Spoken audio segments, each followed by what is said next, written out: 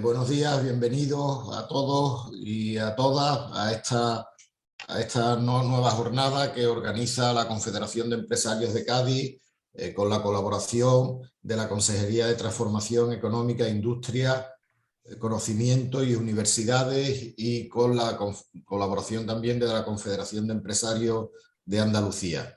Muchas gracias a los representantes del despacho de Deloitte Legal, grandes conocedores de la materia que nos van a impartir, y vamos a tratar con un poco de antelación en la convocatoria, pero creo que es importante la inmediatez en exponer cuáles son las novedades fundamentales una vez que ha salido ya publicado esta reforma laboral en el Boletín Oficial del Estado.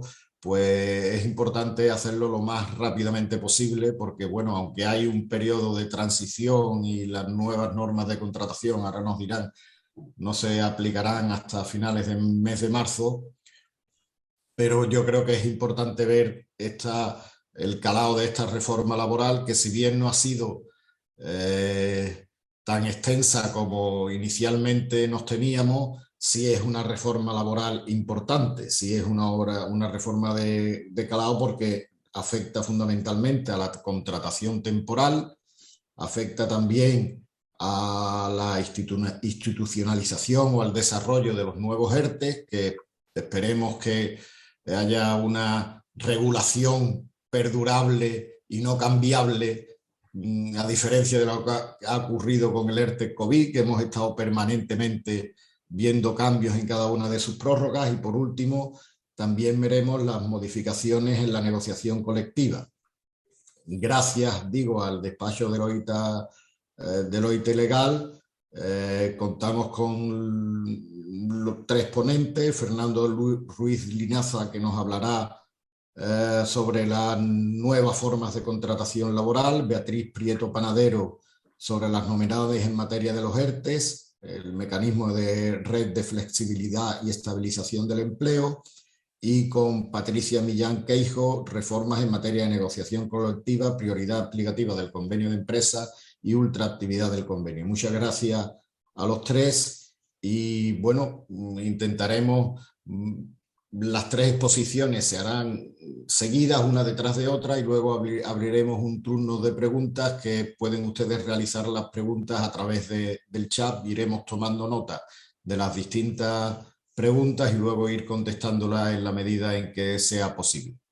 Sin más, rogándoles a los ponentes que en la medida en que puedan abrevien su conferencia para dar más tiempo a la resolución de las preguntas. Iniciamos la jornada y tiene la palabra don Fernando Ruiz Linaza. Muchas gracias. Pues muchas gracias, José Luis. Buenos días a todos. Aunque sea lunes, yo creo que es un buen momento para empezar a hablar de un poco los aspectos claves de la reforma laboral. Nosotros tenemos una presentación que vamos a proyectar mientras comentamos. Vamos a comentar tres bloques distintos, porque nosotros creemos que esta reforma laboral al final abarca tres bloques distintos. El primero sería las novedades en materia de contratación. Vais a ver que vamos a centrarlo en los contratos temporales, pero la otra nueva cara de la misma moneda, que es el fijo discontinuo. Vamos a ver cómo funciona la transición entre los contratos temporales al fijo discontinuo. El segundo bloque van a ser las novedades respecto a los ERTE y lo que ahora se llama el mecanismo red. Y el cuarto bloque va a ser las novedades en materia de subcontratación y convenios colectivos. Vamos a intentar hacer esto lo más ameno posible, intentar que explicar bien en profundidad esta reforma laboral. Cualquier pregunta que vaya surgiendo a través del chat puede incluirse en el chat y al final de nuestras presentaciones intentaremos resolver las cuestiones más importantes. Pasamos entonces un poco a la primera parte en las novedades en materia de contratación. Aquí lo que tenemos que decir es: ahora, después de esta reforma laboral, ya no es posible analizar los contratos temporales sin la figura que hasta ahora no se utilizaba mucho, que eran los fijos discontinuos. Luego vamos a entrar a explicar el porqué, ¿vale? Pero así, digamos que los titulares de esta reforma laboral es: se suprime el contrato por obra o servicio determinado. ¿Qué quiere decir esto? Ya no existe, ha sido totalmente proscrito en nuestro ordenamiento jurídico laboral. Ya no se puede hacer a partir del 30 de marzo del 2022 ningún contrato por obra o servicio. ¿Qué significa esto? Pues que ahora mismo solamente nos quedarán dos tipos de contratos temporales en España, ¿vale? El contrato por circunstancias de la producción, ojo que ya no es el eventual de toda la vida, luego explicaremos el porqué, y un segundo contrato que es el de sustitución de personas trabajadoras con derecho a reserva de puesto de trabajo, que es muy parecido al antiguo contrato de interinidad, pero con ciertos cambios. Pero claro, la reforma laboral empieza con un gran párrafo, con una gran declaración de intenciones, y es que el contrato de trabajo se presume concertado por tiempo indefinido. Esta declaración que hace la reforma laboral no es baladí. La regla general en España se quiere que sea el contrato por tiempo indefinido. Ya veremos que lo que se quiere es que un montón de los contratos, o la mayoría de los contratos temporales que existían ahora, pasen a ser fijos discontinuos. Ya veremos cómo se produce esto. Pero hay otro punto muy, muy, muy importante en la reforma laboral, y es que hasta ahora, cuando suscribíamos un contrato temporal, si era un eventual por circunstancias de la producción, cuando teníamos que rellenar y cumplimentar el modelo oficial del INEM, cuando hablaba el hueco de, bueno, justificación de las causas, ¿qué solíamos poner en la mayoría de las empresas? Aumento de la producción. Bueno, pues eso ha desaparecido. Ahora es necesario en el contrato especificar con precisión clara la causa habilitante de la contratación temporal, las circunstancias concretas que la justifican y su conexión con la duración prevista. Es decir, se acabó el poner aumento de la producción. Ahora tendremos que detallar exactamente y claramente cuál es la causa que nos ha llevado a utilizar un contrato temporal. ¿Por qué? Porque al final volvemos al origen. Los contratos temporales son excepcionales. La regla general ahora en España son los contratos indefinidos. El nuevo contrato de duración determinada por circunstancias de la producción se podría dividir en dos subcontratos, es decir, hay dos tipos de causas que justificarían la celebración de un contrato temporal por circunstancias de la producción. El primero son causas o circunstancias de la producción imprevisibles. Aquí la norma lo que viene a decir es, bueno, cuando hay un incremento ocasional imprevisible, ¿vale?, o una oscilación dentro de la actividad normal de la empresa. Pero claro, tiene que ser una causa imprevisible que genere un desajuste temporal entre el empleo y las necesidades productivas, ¿vale? Esta primera modalidad del nuevo contrato por circunstancias de la producción, cuando las causas son imprevisibles, se permite que se haga con una duración de 6 meses, ampliable siempre que lo permita el convenio colectivo, hasta un año. ¿Vale? Podemos decir que en este apartado no ha cambiado tanto el contrato, si lo comparamos con el anterior contrato, el antiguo contrato eventual, no han cambiado tanto. Pero ojo, esto solo sirve para circunstancias imprevisibles. Para poner un ejemplo, bueno, pues ¿qué ejemplo podemos poner sobre este contrato por circunstancias de la producción imprevisibles? Bueno, pues imaginemos una empresa que se dedica a la fabricación de zapatos, que normalmente tiene sus pedidos habituales a lo largo del año, y de repente recibe un pedido por parte del ejército que dice que tiene que fabricar 100.000 pares de zapatos. Bueno, pues eso vamos a decir que es una circunstancia que habilitaría a la contratación temporal porque se ha producido una circunstancia imprevisible. ¿Vale? Hay un nuevo contrato muy por encima de lo normal y de los estándares normales. Además, este nuevo contrato por circunstancias imprevisibles se permite también para las oscilaciones que se generan en las empresas durante el periodo vacacional. Es decir, cuando yo tengo parte de la plantilla que coge las vacaciones y necesito contratar a alguien. Hasta ahora había siempre en los juzgados de lo social dudas si en esos casos se podía utilizar un contrato eventual por circunstancias de la producción. Bueno, pues ahora específicamente la ley permite la utilización del contrato de duración determinada por circunstancias de la producción imprevisibles para contratar y reforzar la plantilla durante el periodo vacacional. Pero nos encontramos con una gran novedad, y es la utilización del contrato, de nuevo por circunstancias de la producción, pero para circunstancias previsibles. Y esto es importante. El kit de la cuestión o donde va a estar el caballo de batalla en los tribunales y con la inspección de trabajo y con los representantes de los trabajadores va a ser diferenciar si hay en la empresa si se ha utilizado el contrato temporal para circunstancias previsibles o imprevisibles. Porque aquí la norma dice que si las circunstancias son previsibles, es decir, es un contrato para atender situaciones ocasionales previsibles y que tenga una duración reducida, y aquí es importante, un máximo de 90 días durante todo el año natural, sin poder utilizar esos 90 días de forma seguida. En ese caso, podremos contratar a empleados por medio de este contrato por circunstancias de la producción previsibles. ¿En qué está pensando el legislador aquí? Bueno, pues está pensando el legislador lo que al final se ha dado cuenta de que el ciclo productivo en España no es lineal, que una empresa no puede necesitar la misma plantilla a lo largo del año.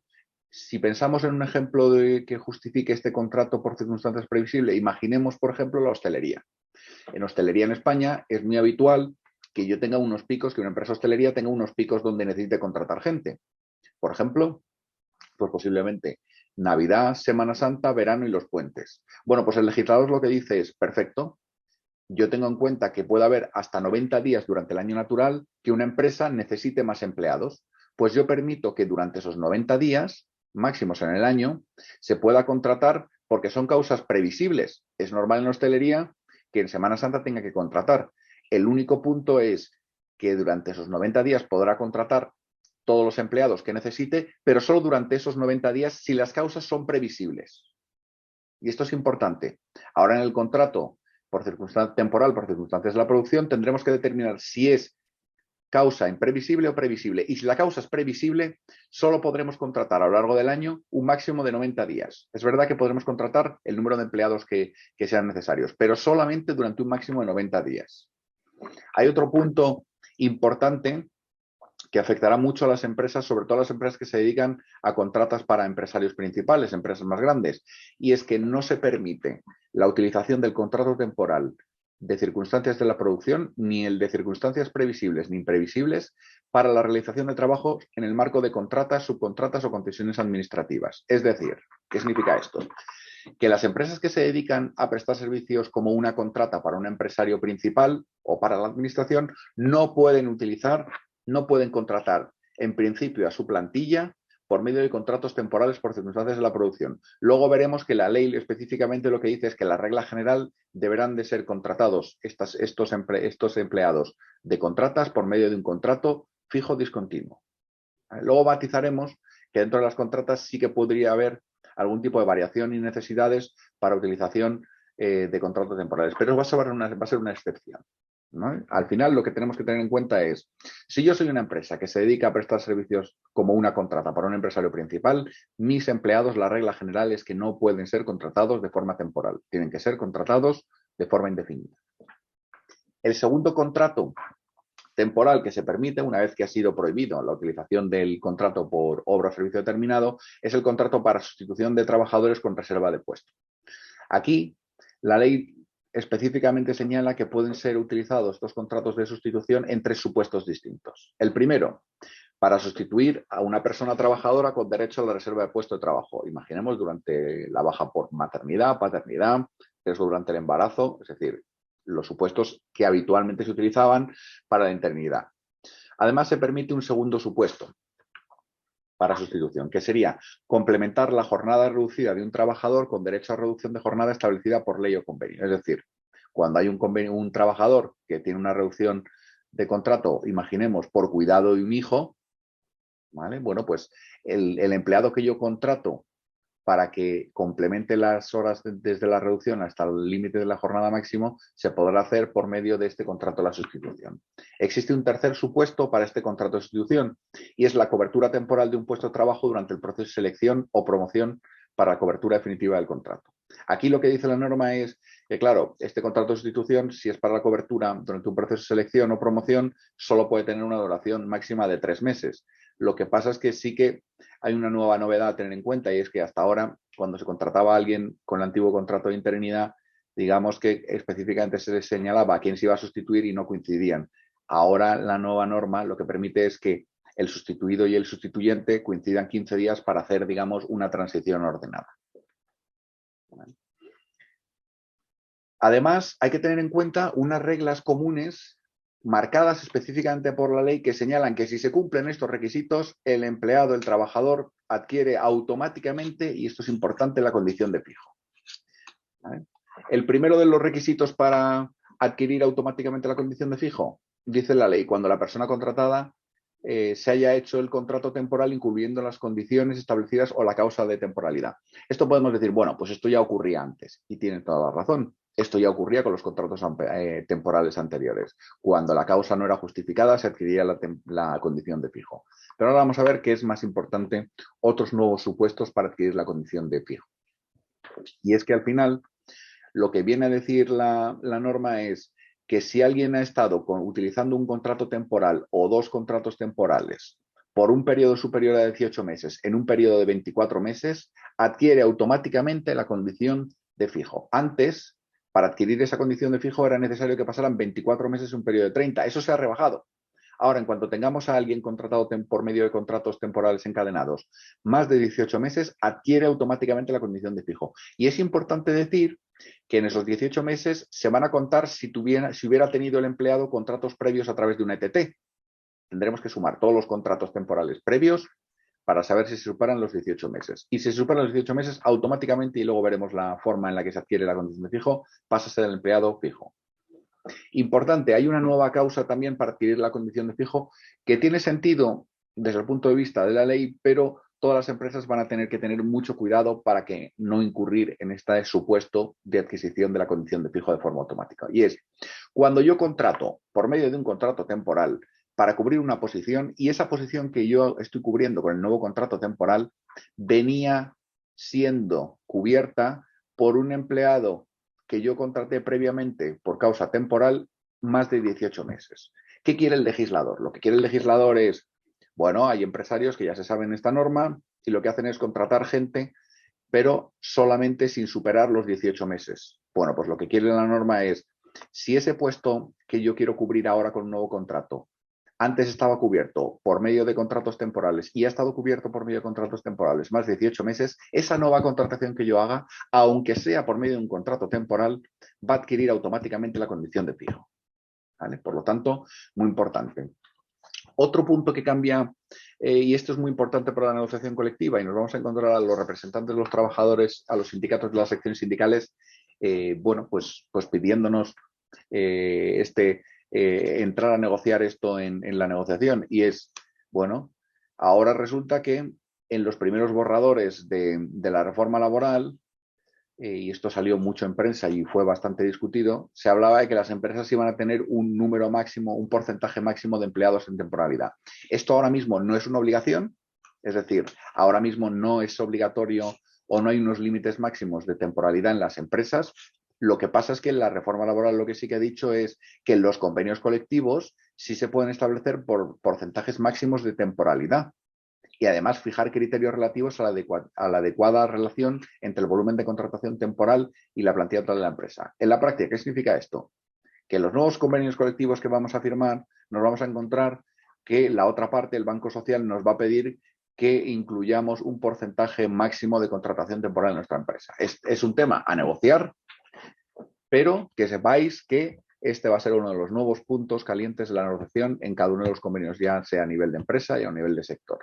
Además, y esto también es importante y lo comentaremos más adelante, es importante señalar que ahora mismo se cambian las sanciones referidas a la contratación temporal y a partir de ahora, por cada una infracción, es decir, por cada uno de los contratos y trabajadores que tengan un contrato temporal mal ejecutado, hay una sanción que va desde los 1.000 a los 10.000 euros, insisto, no por el conjunto de la empresa, sino por cada uno de los trabajadores afectados.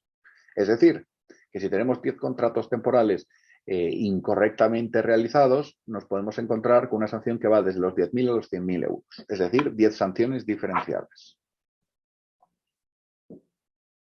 Además, se ha establecido una cotización adicional para los contratos temporales de duración muy, muy corta, es decir, los contratos temporales con una duración de menos de 30 días. Volvemos un poco a la filosofía de esta reforma laboral. El contrato temporal es algo excepcional. La regla general tiene que ser el contrato indefinido. Por lo tanto, lo que quiere el legislador es que cualquier contrato que tenga temporal que sea inferior a 30 días esté penalizado. ¿Cómo se penaliza? Bueno, pues cuando acabe el contrato laboral hay que realizar una cotización adicional, aparte de la cotización normal, una cotización adicional equivalente a 26 euros. ¿Qué significa al final esto? bueno, pues a lo mejor no es un coste tan importante en una cotización de un contrato de 28 o 29 días, pero en un contrato de 1 o 2 días nos vamos a encontrar que realmente para esos contratos ultra cortos, temporales, pues la cotización a la seguridad social va a ser bastante onerosa. Esto no aplicará, digamos, cotización adicional no aplica ni para los trabajadores incluidos dentro del sistema especial de trabajadores por cuenta ajena agrarios, ni para el sistema especial de empleados del hogar, ni para el régimen especial de la minería del carbón, ni para los contratos por sustitución. Como ya hemos visto, los contratos de sustitución es el contrato temporal equivalente al antiguo contrato de interinidad.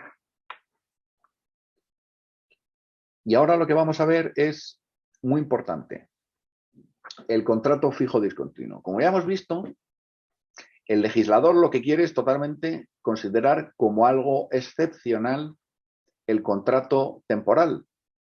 Pero el legislador, y ahí viene un poco peleado por las asociaciones empresariales, ya sea por COE, CEPIME, la CEA y ACEC también, las asociaciones empresariales le han sabido mostrar al Ministerio de Trabajo diciendo, y es que la mayoría de empresas no tienen un ciclo productivo lineal, es decir, no necesitan los mismos empleados a lo largo del año. En función de las causas productivas y su ciclo productivo, necesitan más empleados o menos a lo largo del año. Entonces, ¿cuál ha sido la solución por parte del Ministerio de Trabajo y del Gobierno? Han dicho, bueno, pues vamos a revitalizar los contratos fijos discontinuos. Los contratos fijos discontinuos eran contratos apenas utilizados, eran contratos muy asociados a tareas estacionales, pues por ejemplo la vendimia o la campaña en Huelva de la recogida de la fresa, o los frutos rojos. Bueno, pues eran contratos un poco de temporada. Ahora tenemos que empezar a ver los contratos fijos discontinuos de otra manera. Ahora son otra cosa, son muchas más cosas. Específicamente, la nueva norma lo que dice es, bueno, por supuesto, los contratos fijos discontinuos siguen siendo los contratos que hay que utilizar para aquellos tipos de trabajo de naturaleza estacional, es decir, oye, pues trabajos vinculados a actividades productivas de temporada. De nuevo, la vendimia, la recogida de los frutos rojos o cualquier actividad claramente temporada. Pero se introduce una nueva especialidad. Los contratos fijos discontinuos también van a ser los contratos que hay que utilizar para trabajos que no tengan una naturaleza, es decir, de temporada, pero que tengan unos periodos de ejecución abiertos, determinados o indeterminados. Es decir, lo que quiere al final el legislador es, teniendo en cuenta ciclos productivos con el peso que tiene la hostelería en España, es, oye, yo soy consciente, soy el legislador, soy perfectamente consciente de que la hostelería necesita volumen y contrataciones en determinados picos de actividad. Por ejemplo, Semana Santa, los puentes, verano y Navidades. Bueno, lo que dice el legislador es, sin problema, durante esos momentos del año, esos distintos momentos del año, tú puedes hacer llamamiento y cuando termine el periodo de trabajo, el trabajador deja de estar en periodo de llamamiento y acudirá a la situación legal de desempleo, si tuviera derecho al mismo, como el resto de contratos fijos discontinuos. Es decir, que lo que quiere el legislador es que no se utilicen contratos temporales para regular los flujos de necesidad productiva durante el año, sino que se acuda al contrato fijo discontinuo. Importante, el legislador ha dado un paso más y lo que viene a decir es, bueno, pero es que yo también lo que quiero es que todas las empresas de contratas, es decir, aquellas empresas que son subcontratadas por otra empresa para la realización de servicios, imaginemos, por ejemplo, los servicios de recepción que nos contratan, somos una empresa que se dedica a proporcionar recepcionistas, bueno, a terceras empresas. Bueno, pues lo que viene a decir la norma es esas empresas de contratas tienen que contratar a sus empleados no por medios de contratos temporales, sino como fijos discontinuos. Luego vamos a ver que esto genera una distorsión con la imagen que tenemos todos de lo que era el fijo discontinuo. ¿Por qué? Porque nos vamos a encontrar que, claro, si la contrata dura no 9 meses, sino dura 5 años, vamos a tener un contrato fijo discontinuo donde nuestro empleado va a tener un periodo de llamamiento que dure el total del contrato que yo tengo con el empresario principal, es decir, durante toda la vigencia de la contrata. Es decir, esta empresa de recepcionistas, si ha firmado con una empresa un contrato de recepción de 2 años, tendrá que contratar a las recepcionistas por medio de un contrato fijo discontinuo y ellas prestarán un servicio durante los 2 años seguidos. ¿Vale? Su periodo de llamamiento no está limitado durante el año. hay un cambio, luego veremos y trataremos de desgranar un poco cómo funciona este nuevo contrato fijo discontinuo a tiempo completo, podríamos llamarle. Además, la reforma laboral habilita para que las ETTs también contraten a sus empleados por medio de contratos fijos discontinuos. Luego veremos un ejemplo de cómo funciona esto. Claro, las formalidades para el contrato fijo discontinuo han cambiado. Lo que viene a decir la norma es que siempre se deben de formalizar estos contratos por medio de escrito, reflejando los elementos esenciales de la actividad laboral. Claro, lo que quiere es dar un poco certeza. Lo que se quiere es que en el contrato de fijo discontinuo se señale ya la duración del periodo de actividad aproximada, la jornada y la distribución horaria. Importante, a partir de ahora, con estos nuevos contratos de fijos discontinuos, el caballo de batalla va a ser el llamamiento, es decir, cuándo puedo yo llamar y cuáles son los requisitos para hacer el llamamiento para estos trabajadores fijos discontinuos, ¿vale? Entonces, aquí específicamente la reforma laboral lo que dice es que tiene que ser mediante convenio colectivo o acuerdo de empresa cuando se establezcan los criterios objetivos y formales para regir este llamamiento. El llamamiento es el momento en el que el empresario, volviendo al ejemplo de la hostelería, le dice al empleado, oye, se acerca mi campaña de Navidad, vente a trabajar. Y aquí es como, aquí hay que regular exactamente por medio del convenio colectivo y por acuerdo de empresa cómo se hace ese llamamiento. Lo que sí que dice la norma es que ese llamamiento debe hacerse por escrito o por los medios en los que se pueda considerar fehacientemente realizado esta notificación al trabajador. Importante también, al inicio de cada año, el empresario tendrá que notificar a la representación legal de los trabajadores su previsión de llamamientos anuales o semestrales. Es decir, habrá que compartir la información con los representantes de los trabajadores de cuándo se piensa hacer estos llamamientos a los trabajadores.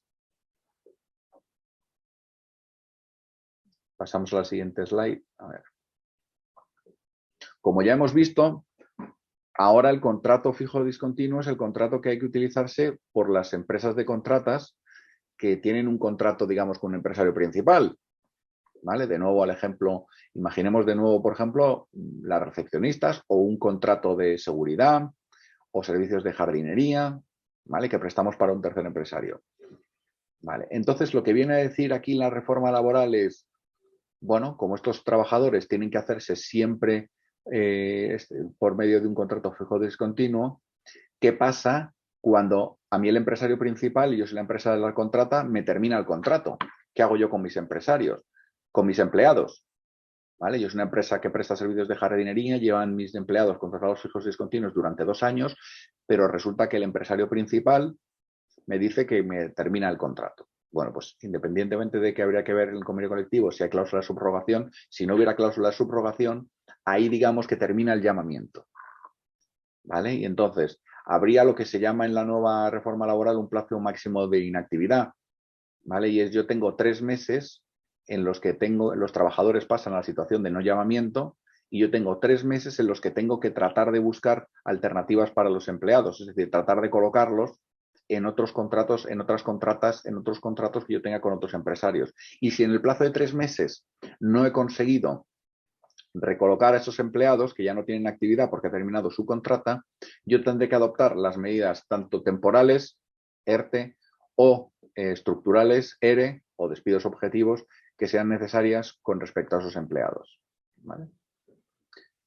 Por supuesto, como vemos, esta reforma laboral lo que quiere es hacer pivotar todo lo que antes eran contratos temporales en España a los fijos discontinuos. A partir de ahora, el fijo discontinuo y las reglas de los periodos de llamamiento anual y las cuantías por llamamiento va a ser el caballo de batalla en todas las negociaciones con los representantes de los trabajadores. Es más, ahora va a ser obligatorio hacer una bolsa sectorial de empleo donde integrar los fijos discontinuos durante los periodos de inactividad. También es obligación ahora de las empresas elaborar un censo anual con su número de personas contratadas como fijos discontinuos. Los fijos discontinuos al final van a tener una digamos, preferencia a la hora de si hay una vacante a tiempo completo en la empresa para adquirir la condición de fijo a tiempo completo. Importante, y esto sí que creemos que va a generar bastante problemas a nivel judicial. La antigüedad de estos contratos fijos discontinuos, de estos nuevos contratos fijos discontinuos, se tendrán en cuenta no por el periodo de llamamiento, sino desde el inicio del contrato. Es decir, la antigüedad de un trabajador de hostelería que presta servicios, a lo mejor y se inicia su contrato, su primer llamamiento el 1 de enero para prestar servicios durante la Navidad. Termina el 28 de enero o el 29 de enero, termina ese primer llamamiento y no es contratado hasta la Semana Santa. Trabaja 15 días durante la Semana Santa y luego en verano. Bueno, pues su antigüedad no va a ser en función de los días que efectivamente ha trabajado, sino desde el inicio del contrato el 1 de enero. ¿Vale? Ya veremos esto cómo lo resuelven los jueces.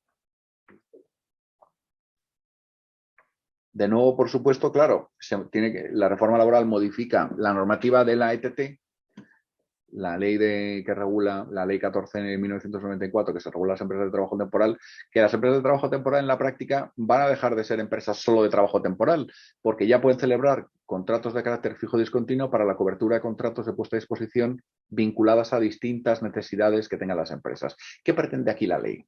Aquí lo que pretende la ley es utilizar las ETTs para formar empleados especializados. Imaginemos, por ejemplo, el caso de un puerto. Imaginemos el puerto de Algeciras, por ejemplo.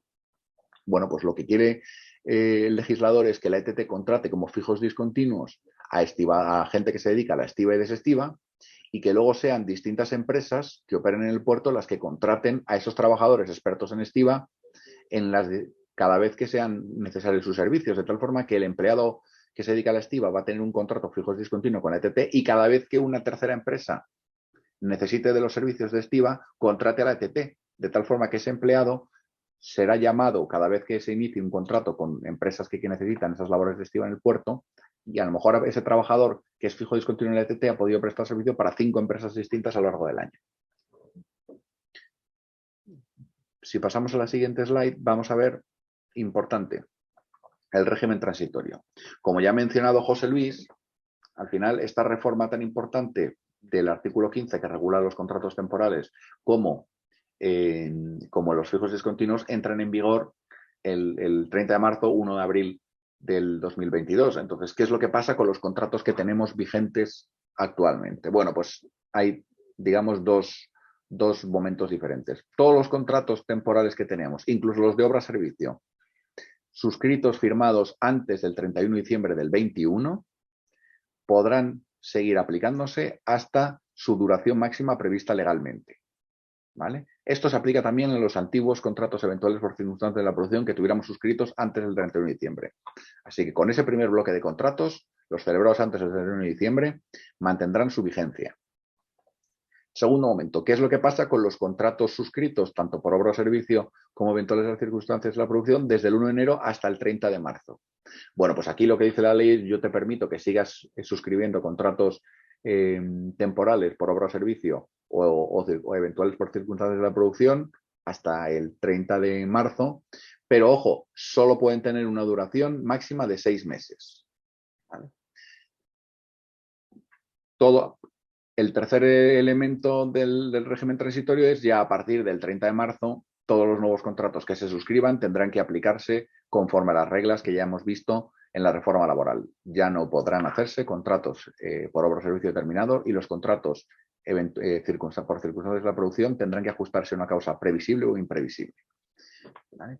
Con respecto al régimen transitorio de los límites de encadenamiento de contrato, como ya sabíamos antes de la reforma laboral, si alguien prestaba servicios durante 24 meses en un máximo de 30, adquiría la condición de fijo, pero con la reforma laboral ahora son 18 meses en un periodo de 24.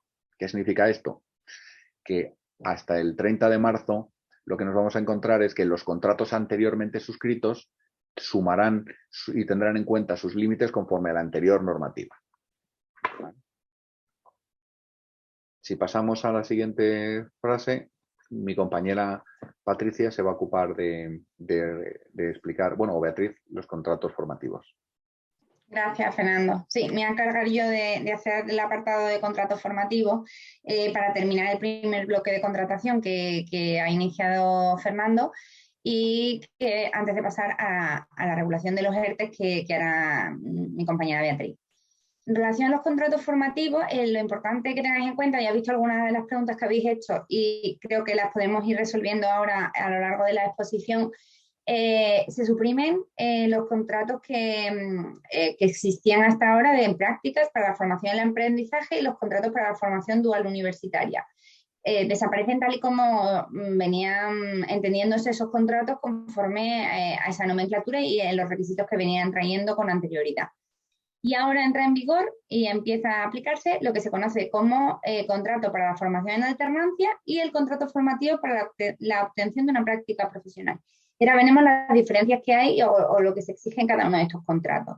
El primero de ellos, el contrato para la formación en alternancia, pues al final lo que se pretende es, este tipo de contrato era lo que, o se puede asimilar bastante a lo que anteriormente era el contrato para la formación y el aprendizaje, porque al final lo que hace es compatibilizar la actividad laboral retribuida con procesos formativos en el ámbito de la formación profesional, con estudios universitarios o el catálogo de especialidades formativas que hay en el Sistema Nacional de Empleo. Los destinatarios o a quién va dirigido ese tipo de contrato, pues a los que no tengan titulación para concertar un contrato formativo para obtención de práctica profesional, que es el que veremos a continuación. Es decir, no puede tener ya una titulación que acredite que tiene la formación o ha terminado ese ciclo formativo, ese título universitario o el título que corresponda para poder suscribir este tipo de contrato. La edad máxima para la suscripción de estos contratos es 30 años en el caso de ciclos formativos de ámbito del catálogo del Sistema Nacional de Empleo, ¿vale? Es la única limitación que tenemos en cuanto a la edad, solo con respecto a estos ciclos formativos.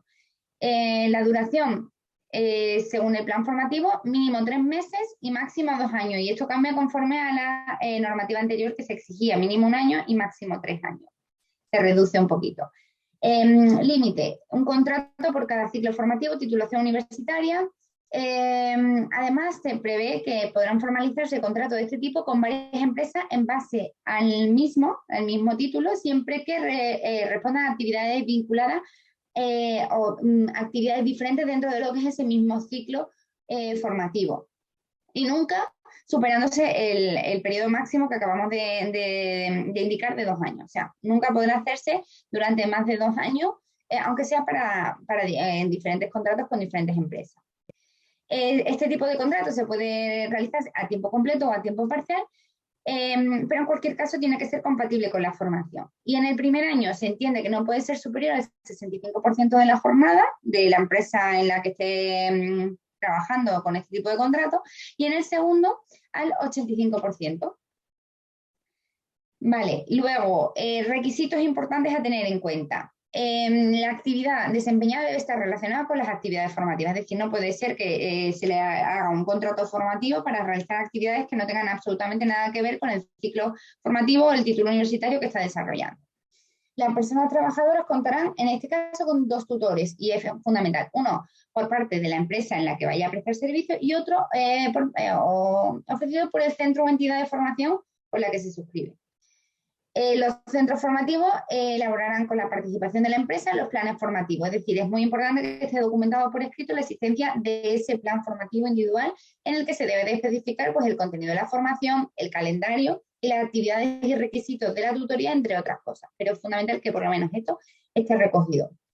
Para parte sustancial del contrato es que, como hemos dicho, importante es que tiene que haber formación teórica y práctica, no simplemente la práctica de desarrollo del trabajo en sí, porque para eso ya tendríamos que estar en otro tipo de contrato formativo. En cuanto a las prohibiciones, no puede celebrarse si la persona trabajadora ha desempeñado actividad opuesta en la misma empresa más de 6 meses. Esto se reduce porque antes la limitación o prohibición estaba hasta 12 meses, ahora se reduce a 6. Las personas trabajadoras no podrán realizar horas complementarias, horas extraordinarias, trabajos nocturnos ni trabajo a turnos. Y se prohíbe el periodo de prueba, ¿vale? En este tipo de contratos. Y finalmente, con respecto a la retribución, importante, se está a lo que prevean los convenios colectivos. En caso de que no se prevea absolutamente ninguna retribución para este tipo de contratos, no podrá ser en ningún caso inferior al 60% en el primer año y al 75% en el segundo, respecto a la persona que, si contratara a la empresa directamente con un contrato ordinario normal, le correspondería por la categoría y grupo profesional en la que perteneciera. y en ningún caso, por supuesto, por debajo del salario mínimo interprofesional. Esto es, muy probablemente va a suponer que en las negociaciones de los convenios colectivos sectoriales que se hagan a partir de ahora, entre otras materias, se haga bastante hincapié en incluir algún tipo de retribución específica para este tipo de contratos, de manera que sea más atractiva la contratación de trabajadores a través de esta forma de contratación. Además, es importante que tengáis en cuenta que, según los datos de 2020, los contratos formativos no superaban ni el 0,5% de toda la contratación temporal. Era un tipo de contrato que todavía estaba muy infrautilizado y que se pretende fomentar su utilización con la reforma que estamos tratando. El segundo de los contratos formativos, que es el que estamos haciendo referencia, es el contrato formativo para la obtención de la práctica profesional adecuada al nivel de estudio. Por tanto, en este caso, el objetivo de este tipo de contrato es adquirir una práctica profesional, no el título en sí, porque ya es un requisito indispensable que cuente con él. Por eso los destinatarios tienen que ser aquellos trabajadores que tengan título universitario o título de grado medio o superior, o sea, o título de especialista, máster profesional o certificado en el sistema de formación.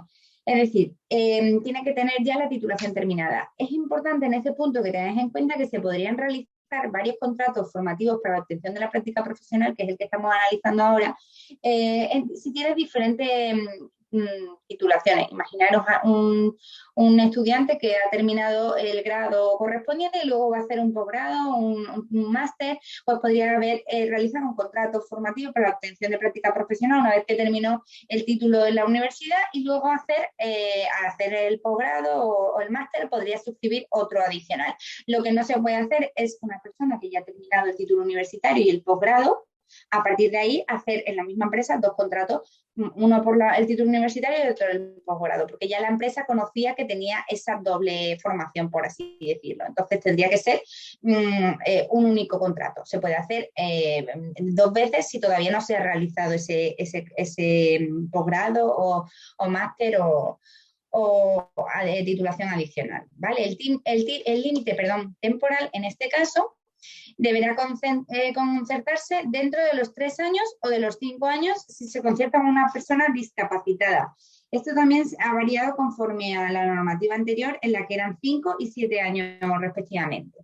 Y la duración no podrá ser inferior a 6 meses, que eso es verdad que también coincidía con la regulación anterior, pero aquí se especifica que no puede exceder de 1 año y antes eran 2. Entonces también se reduce un poquito la duración de este tipo de contrato. Los convenios colectivos, no obstante, también se prevé que cuando sean convenios colectivos de ámbito sectorial, estatal, autonómico o en su defecto los de ámbito inferior, provinciales, podrán determinarse una duración dentro de estos límites. Se podrá fijar o precisar o acotar un poquito más conforme a la que se prevé en la regulación. El periodo de prueba, en este caso, en el anterior contrato hemos visto que no hay periodo de prueba, en este caso se permite un periodo de prueba, pero de máximo 1 mes, salvo que el convenio establezca otro plazo diferente. Y el tiempo de trabajo también, al igual que el anterior, puede ser por tiempo completo o a tiempo parcial. En este caso, solo son necesarios que la empresa ponga tutor a su cargo, porque no hay título, o sea, no hay ninguna universidad o centro formativo que esté vinculado con este tipo de contrato, por lo que solo hay un tutor por parte de la empresa. Y al finalizar el contrato, esta empresa deberá entregar al trabajador un certificado con el contenido de la práctica. Es importante aquí también que tengáis en cuenta que aquí el tutor no se trata de una persona que esté supervisando todo el tiempo el trabajo de esta persona, como lo que se entiende que se viene haciendo o que se debería hacer en la relación con los becarios, porque es un contrato formativo, que es un contrato temporal, un contrato laboral, a diferencia del contrato con los becarios en sí, que no es un contrato laboral, y que no se exige esa supervisión constante. Sí que es verdad que tiene que ser alguien que esté en el día a día en la prestación de servicios de la persona que tenga este contrato formativo, que le pueda ayudar, asesorar, explicar, pero no es necesaria una supervisión constante como entendemos como se produce con los contratos con los becarios. Prohibiciones en este tipo de contratos no pueden celebrarse por quien haya obtenido experiencia profesional o realizado actividad formativa en la misma actividad dentro de la empresa por un tiempo superior a 3 meses Y a estos efectos los títulos de grado, máster y doctorado no se considerarán en la misma titulación, que eso es lo que os he comentado anteriormente.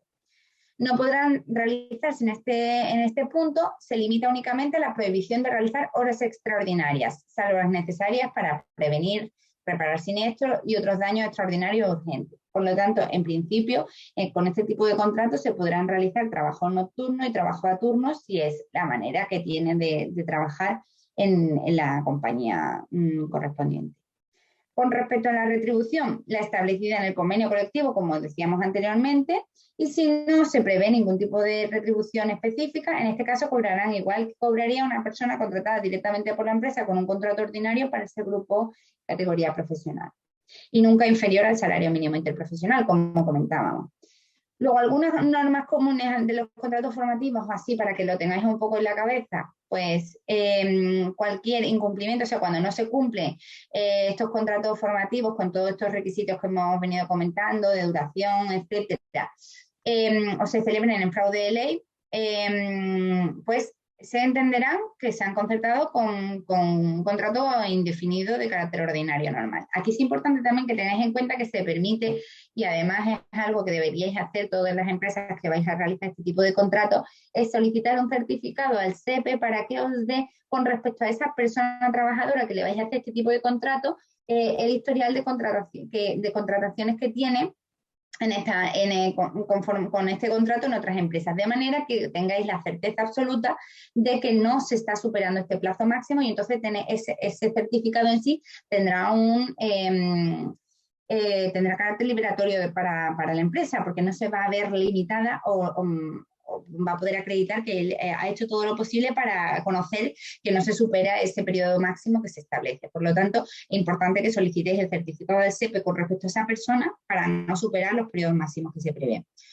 El periodo de prueba y antigüedad, pues como hemos comentado antes, se prohíbe el segundo periodo de prueba, es decir, si después de este contrato se hace un contrato indefinido, no podemos establecer otro periodo de prueba adicional al que ya se ha establecido, por ejemplo, en el contrato en el contrato en alternancia no había periodo de prueba, pero ya por el tiempo gastado se entiende que habéis tenido conocimiento de su forma de trabajar, y en el contrato de formación para obtención de práctica profesional ya tiene un mes de periodo de prueba, luego no se podría exigir un periodo de prueba adicional.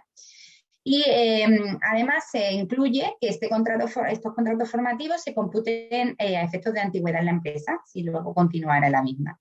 Se permite asimismo que este tipo de contratos se suscriba incluso en empresas que están aplicando un ERTE o mecanismo RED que veremos a continuación, pero siempre y cuando esta contratación no suponga la sustitución de los trabajadores que se han incluido en el ERTE.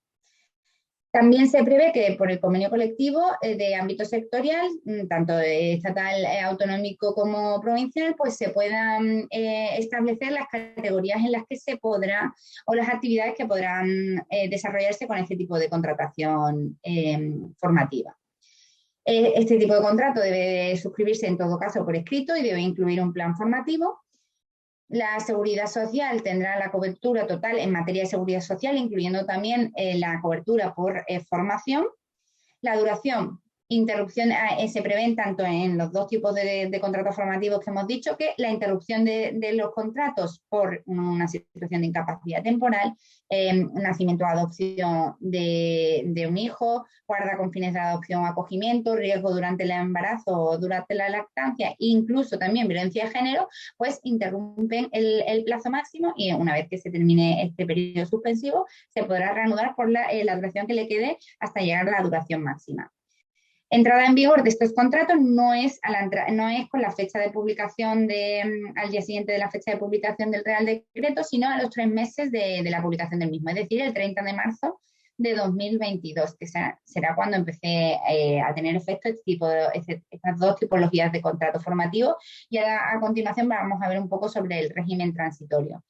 Y respecto a los límites de edad y duración máxima, pues lo que comentábamos, en aplicación de los límites de edad en la duración máxima del contrato formativo cuando se concierte con personas con discapacidad o con los colectivos en situación de exclusión social. No hay límite temporal de algo. Las disposiciones adicionales que prevé este Real Decreto, pues al final viene a recoger la bonificación de cuotas. Se prevé que los contratos formativos que se suscriban con trabajadores con discapacidad tendrán derecho a una bonificación de cuotas con cargo a los presupuestos del SEPE. del 50% de la cuota empresarial y además establece que las bonificaciones de cuotas indicadas se aplicarán por la tesorería conforme a los datos, aplicaciones y programas y que la Inspección de Trabajo será la encargada de verificar y vigilar su procedencia y que se está realizando correctamente. Además, se introduce una disposición adicional 43 que viene a incluir la cotización, de cómo va a ser la cotización de los contratos formativos en alternancia. Esta disposición adicional 43, como veremos luego en la siguiente slide, no entra en vigor todavía. No, vuelve un segundito para la anterior diapositiva, por favor. No ha entrado todavía en vigor, no obstante se prevé que en este caso habrá dos formas de calcular esta cotización, que será cuando la base de cotización mensual por contingencias comunes no supere la base mínima mensual de cotización. En este caso entonces se hará con cuotas únicas que estarán determinadas por la Ley de Presupuestos Generales del Estado de cada año, y el segundo supuesto es cuando la base de cotización mensual por contingencias comunes sí supere la base mínima mensual de cotización de dicho régimen. En este caso entonces se abonará por un lado la cuota única que acabamos de indicar y luego por otro lado las cuotas resultantes de aplicar los tipos de cotización que correspondan al importe que excede de lo que supera en el primer tramo que hemos visto. Y la base de cotización a efecto de prestación será la mínima mensual de cotización en el régimen general de la Seguridad Social. Y también además se prevé que será aplicable a este tipo de contrato formativo todos los beneficios en la cotización a la Seguridad Social que a la entrada en vigor de esta disposición estén establecidos para los contratos para la formación y el aprendizaje. Por ejemplo, que cuando se hacen contratos formativos de personas que están desempleadas, pues tiene una bonificación a la Seguridad Social, eso se va a poder mantener, ¿vale? Y finalmente, las disposiciones transitorias con respecto a los contratos formativos, que aquí viene un poco también algunas preguntas que nos habíais hecho antes de empezar este bloque. Al final viene a decir, por un lado, los contratos en práctica y para la formación y el aprendizaje resultarán aplicables hasta su duración máxima. Es decir, si ya están suscritos contratos en práctica y para la formación y el aprendizaje conforme a la normativa anterior, van a seguir aplicando hasta su duración máxima, por todo el tiempo que les quede, por la duración máxima que estuviera establecida, sin que entren en vigor los requisitos que se exigen para los nuevos contratos formativos. Pero cuando ya se suscriban a partir de marzo, esto incluye también hasta el 30 de marzo, es decir, hasta el 30 de marzo no entrará en vigor esta nueva forma de contratación de contratos formativos. Luego, si se suscribe ahora mismo un contrato, será conforme a la normativa anterior, no conforme a la nueva normativa, y tendrá la duración máxima que le permita este tipo de contratos actualmente. Sin embargo, con respecto a la cotización, la disposición transitoria segunda prevé un régimen transitorio en materia de cotización a la Seguridad Social a determinados contratos formativos y prevé que la cotización de los contratos formativos en alternancia, que es el primero de los que hemos visto, que se suscriban a partir de la entrada en vigor del Real Decreto Ley, se realizará hasta tanto no entre en vigor el régimen de cotización de la disposición adicional 43 que hemos mencionado anteriormente, conforme a lo establecido en el apartado 12 del artículo 106 de la Ley de Presupuestos Generales del Estado para el año 2022.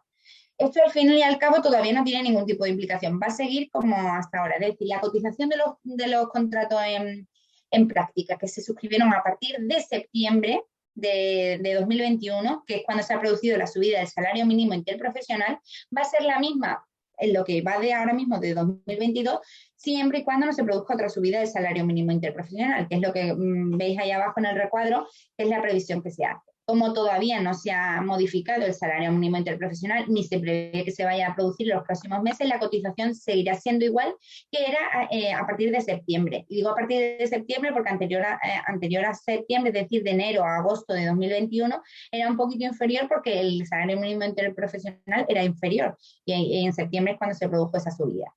Y finalmente, pues la cotización de los contratos para la formación y el aprendizaje suscritos con anterioridad a la entrada en vigor del Real Decreto que estamos comentando se realizará conforme a lo establecido en la disposición adicional 43, que como hemos dicho todavía no está en vigor, y por tanto se hará conforme al párrafo anterior. Al fin y al cabo es lo que acabo de comentar. La cotización seguirá siendo como era anteriormente a partir de septiembre hasta ahora, hasta que entre en vigor la disposición adicional 43 o se produzca la subida del salario mínimo interprofesional. Vale, y luego la subcontratación de obras y servicios. Este bloque también es importante que lo tengáis en cuenta porque se modifica el convenio colectivo para las contratas. Es un cambio sustancial que se produce en esta reforma laboral, que es que al final a las contratas o subcontratas que presten servicios en la empresa principal aplicarán el convenio sectorial de esa actividad principal donde esté prestando servicios. Y eso supone un cambio sustancial que además está relacionado con la modificación que veremos más adelante en relación a la negociación colectiva, porque incluso el convenio, si hay un convenio pues provincial en materia salarial, va a tener que aplicar siempre el convenio sectorial que esté regulado en esa actividad. Al fin y al cabo, lo que se pretende es acabar con la precariedad que se estaba produciendo en muchos sectores en los que se estaban externalizando actividades con empresas que no tenían convenios colectivos aplicables y por tanto les aplicaba el Estatuto de los Trabajadores o le aplicaba convenios que tenían condiciones salariales menos beneficiosas, por así decirlo, y ahora lo que se pretende es que esos trabajadores que están prestando servicios igualmente en la misma actividad que los trabajadores contratados directamente por la actividad principal, pues apliquen el mismo convenio colectivo. ¿Vale? Y bueno, en cuanto al contrato fijo en obra, ya terminaríamos con este bloque en el sector de la construcción, que también he visto que habéis hecho alguna pregunta antes de empezar el bloque. Decir que la disposición adicional tercera de la Ley 32/2006 de la reguladora de la subcontratación en el sector de la construcción lo que viene a decir es que se regula el contrato indefinido para obra en el sector de la construcción, que sigue pudiendo suscribirse este tipo de contrato, que es una de las preguntas que habéis hecho, así como también se regula su extinción por motivos inherentes al trabajador. De esta manera, a la finalización de la obra en la que se va a prestar servicio a este trabajador, la empresa debe obligatoriamente efectuar una propuesta de recolocación, previo desarrollo, de ser preciso en su caso, pues de un proceso de formación a esta persona para poderse adaptar a las exigencias de esa nueva obra en la que se le podría recolocar en caso de que no tenga la formación necesaria. Por tanto, se entenderá por finalización de las obras y servicios, pues la terminación real, verificable y efectiva de los trabajos desarrollados por esta, la disminución real del volumen por la realización paulatina de las correspondientes unidades de ejecución y la paralización definitiva o temporal de entidad suficiente de una obra por causa imprevisible para la empresa y ajena a su voluntad. Además, una vez efectuada esta propuesta de recolocación que comentábamos, el contrato indefinido podrá extinguirse por motivos inherentes a la persona trabajadora cuando se dé alguna de las circunstancias que se indican en la propia ley, que son, pues bien, que la persona trabajadora afectada rechaza la recolocación. En este caso, este trabajador deberá notificar por escrito a la empresa la aceptación o rechazo de la propuesta en el plazo de 7 días desde que tenga conocimiento de esta comunicación empresarial de que se termina la obra, la cualificación de la persona afectada, incluso tras un proceso de formación o recualificación, pues no resulta esta persona adecuada a las nuevas obras que tenga la empresa o no obtiene lo que se necesita, la formación, a lo mejor se necesita muchísima más experiencia y con esa formación que se le ha dado inicialmente no es suficiente. Y por tanto no se permite su integración en esta, por existir un exceso o incluso por existir un exceso de personas con la cualificación necesaria para desarrollar sus mismas funciones. En este caso hay que notificar la extinción con 15 días de antelación. Y la negociación colectiva de ámbito estatal, en este caso del sector correspondiente, precisará los criterios de prioridad o permanencia que puedan operar en caso de que se produzca este hecho de que hay muchas personas en esa situación. La inexistencia en la provincia en la que esté contratada la persona trabajadora de obras de la empresa acorde es otro de los motivos para la extinción por motivos inherentes a la persona trabajadora. Entonces, en este caso, también se deberá notificar la extinción con 15 días de antelación. En el caso de que no se pueda recolocar a estos trabajadores o no se produzca alguno de estos hechos de extinción inherentes a la persona trabajadora, pues esta persona tendrá derecho a una indemnización del 7% de los conceptos salariales del convenio colectivo durante toda la vigencia del contrato. Y también, además, se entiende que por motivos deberá ser puesta la extinción que estamos comentando a la representación legal de los trabajadores con una antelación a 7 días desde que tenga efectos esa extinción. Y esto sería un poco lo que viene a ser también la regulación que hay en materia del contrato fijo por obra. Y por último, las infracciones y sanciones en el orden social, que queríamos hacer alguna pincelada para que veáis las modificaciones que se han producido en esta normativa,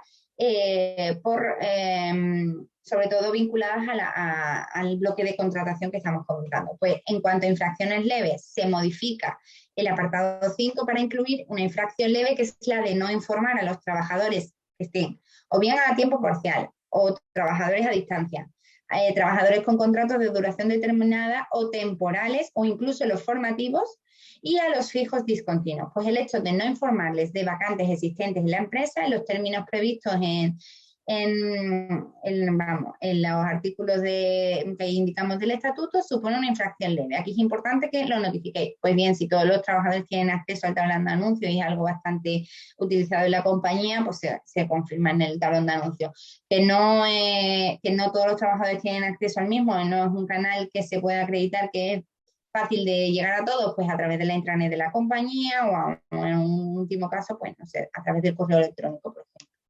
Como infracciones graves se modifica el apartado 2 y el artículo 7 y se considera infracción grave la transgresión de la normativa sobre modalidades contractuales y contratos de duración determinada. Y en este caso es muy importante el cambio porque se considera infracción por cada una de las personas trabajadoras con las que se esté incumpliendo. Antes las sanciones iban en bloque, o sea, había un incumplimiento en materia de contratación temporal y se podía establecer una sanción que tenía un rango, y es verdad que cuanto mayor número de trabajadores tenía, más próximo estaba al rango superior que al inferior de la sanción de la norma, pero es que ahora la sanción, aun siendo también por rangos, es por cada trabajador por la que la compañía incumpla. Luego es un dato bastante importante a tener en cuenta. Y finalmente, en materia de TTs y empresas usuarias, también se prevé una modificación y se considera infracciones graves formalizar contratos de puesta a disposición para supuestos distintos a los previstos o que no se cumpla conforme a lo que ha estado comentando mi compañero Fernando anteriormente. Por lo tanto, también en este caso la infracción será por cada trabajador afectado en el que se incumpla estos requisitos que veníamos comentando. Por lo tanto, estos cambios son bastante significativos en materia de la ISO. Y ya con esto pues pasaríamos al apartado de los ERTE. Muy bien, muchas gracias, Patricia. Bueno, en materia de ERTEs, vamos a ver diferentes cambios que se han producido, tanto en los ERTEs que ya existían anteriormente, como en nuevas figuras de ERTEs por fuerza mayor que se han regulado de forma novedosa. Aquí un poco por centrar el escenario, como todos sabéis, los ERTEs que actualmente y antes de la pandemia incluso teníamos eran, por un lado, los ERTEs que denominamos ETOP, ¿vale? Que son los de causas económicas, técnicas, organizativas o de la producción. Y luego tenemos los ERTEs por fuerza mayor, que ya existían anteriormente. ¿Qué pasa? Que antes de la pandemia los ERTEs por fuerza mayor se utilizaban en muy contadas ocasiones, pues algún caso de inundaciones, algún incendio, etcétera. Casos de fuerza mayor eran muy puntuales. Esta figura se ha generalizado con la pandemia. ¿Y qué es lo que hace ahora? Lo veremos en más detalle, pero ¿qué es lo que hace el legislador? Pues para estos ERTEs de fuerza mayor, además del de fuerza mayor tradicional que ya existía, crea una nueva figura de fuerza mayor utilizando un poco toda esta experiencia normativa que hemos tenido durante el COVID, ¿vale? Y crea una nueva figura para un poco facilitar, como decía antes José Luis, para un poco evitar esta sangría de leyes que hemos tenido durante la pandemia, que nos despertábamos casi cada semana con una nueva norma. Pues lo que se trata es de regular y de ya pues poner todos los pasos, los procedimientos, las bonificaciones en una norma, de forma que cuando ya se tengan que utilizar, pues esté todo ya regulado y recogido en la norma. Entrando ya en los cambios concretos que se han producido, dentro de lo que es el ERTE por causas económicas, técnicas organizativas o de la producción, se establecen algunos cambios que tratan principalmente de agilizar el proceso, ¿vale? Entonces se reduce el plazo cuando tenemos empresas con menos de 50 trabajadores, ¿vale? Se nos permite que el periodo de consultas dure 7 días en vez de 15. ¿vale? Esto se va a aplicar a todos los ERTEs ETOP, con empresas de menos de 50 trabajadores. Y asimismo se agilizan los plazos de formación de la comisión representativa, ¿vale? Se reduce de 7 a 5 días el plazo para constituir esta comisión representativa y se reduce asimismo de 15 días a 10 para constituir esta comisión representativa cuando hay centros de trabajo que no tienen representación legal de los trabajadores, ¿vale? Del mismo modo, se establece que la autoridad laboral ya no debe dar traslado de la comunicación empresarial a la entidad gestora de las prestaciones de desempleo, ni tampoco comunicarle la decisión final. Y esto se hace porque al final lo que se ha hecho es se ha automatizado los procesos y de forma que ahora mismo ya la Inspección de Trabajo, el SEPE y la Tesorería van a tener acceso de forma automatizada y general a toda esta información y por tanto no tendrá que la autoridad laboral irles dando traslado. Del mismo modo, pues se establece que la comunicación sobre la reducción de jornada o suspensión de contratos se dice claramente que debe de incluir el periodo en el que se van a llevar a cabo estas medidas. Se introduce también un matiz en el sentido que cuando se declara judicialmente un ERTE injustificado, pues se dice que la empresa, además de reintegrar las prestaciones, se añade que deberá de abonar la empresa todas las diferencias de cotización, es decir, bonificaciones que haya obtenido, etcétera, pues se deberán de reintegrar. Y se introduce una cuestión que ha sido, pues no estaba muy clara en la normativa y había cierta controversia, y se regula por primera vez de forma expresa la posibilidad de prorrogar un ERTE ya aprobado, es decir, durante la vigencia de un ERTE, de un ERTE top, y luego veremos que también aplica a los demás, pero en este caso durante un ERTE top, las partes van a poder acordar o se va a poder intentar negociar durante la vigencia de este ERTE una prórroga del mismo. Por tanto, lo que se dice es que durante su vigencia, siempre que se lleve a cabo un periodo de negociación que tiene que ser de máximo de 5 días, ¿vale? Pues la empresa, después de esa negociación, comunicará a la autoridad laboral en el plazo de 7 días la prórroga de dicho ERTE. Como veis, los cambios en los ERTEs ETOP son más temas formales para digamos, tratar de agilizarlo. En los de fuerza mayor, pues como decíamos, frente a la fuerza mayor tradicional que ya venía existiendo, se crea una nueva causa que, como veréis, es muy similar a uno de los ERTEs que se ha regulado durante la pandemia, ¿vale? Y es cuando por impedimentos o limitaciones en la actividad normalizada de la empresa, ¿vale? Que sean consecuencia de decisiones de la autoridad pública, es decir, que como consecuencia de decisiones de la autoridad pública mi actividad se vea impedida o limitada. Pues véase, por ejemplo, durante la pandemia, decisiones del gobierno de anticipar la hora de cierre de restauración, o cuando se tomaron decisiones de imposibilidad de abrir la hostelería, etcétera. Bueno, pues eso son decisiones de autoridad pública que me limitan o me impiden llevar a cabo mi actividad. Y además dice incluidas aquellas orientadas a la protección de salud pública. O sea, contempla expresamente que estén ligadas a salud pública, pero no solo para salud pública. Ya se regula esta posibilidad, ¿vale?, para cualquier otra situación. En el ERTE fuerza mayor tradicional que ya existía, bueno, pues lo que se hace es se aprovecha en ese artículo que antes no lo regulaba expresamente, sino que se remitía a lo establecido para los ERES, pues aquí ya se regula pues que tiene que haber una solicitud a la autoridad laboral pues exponiendo los motivos y aportando los medios de prueba. Como recordéis, en el de fuerza mayor no hace falta un periodo de negociación con los representantes, ¿vale? Igual que en el de ETOP sí que hace falta, en estos no hay que negociar. Pero sí que la empresa tiene que solicitar a la autoridad laboral la autorización de esta fuerza mayor y debe de aportar todos los medios de prueba. La autoridad laboral es la que debe constatar esta existencia de fuerza mayor, tiene que solicitar informe a la Inspección de Trabajo, ¿vale?